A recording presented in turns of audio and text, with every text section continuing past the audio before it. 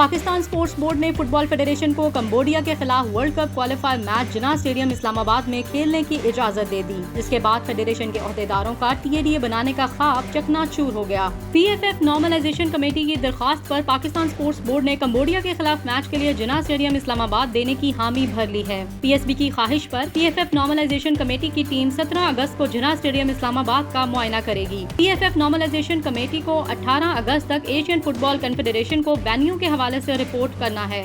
PFF کی جانب سے وینیو فائنل ہونے کے بعد AFC کے اراکین پاکستان آ کر وینیو کا معائنہ کریں گے۔ دوسری جانب پنجاب سپورٹس بورڈ نے PFF نارملائزیشن کمیٹی کے اراکین کو پنجاب اسٹیڈیم دینے کی زبانی حامی تو بھری ہے، تاحال پنجاب اسٹیڈیم کے حوالے سے لیٹر جاری نہیں کیا۔ واضح رہے کہ PFF نارملائزیشن کمیٹی نے ورلڈ کپ سن 2026 کے کوالیفائر میچز کے لیے پاکستان سپورٹس بورڈ اور پنجاب سپورٹس بورڈ کو وینیو فراہم کرنے کی درخواست کی تھی۔ 12 اکتوبر کو پاکستان کمبوڈیا جا کر کوالیفائر میچ کھیلے گا، جبکہ پاکستان کا کمبوڈیا کے خلاف world cup qualifier home match 17 اکتوبر کو شیڈیولڈ ہے۔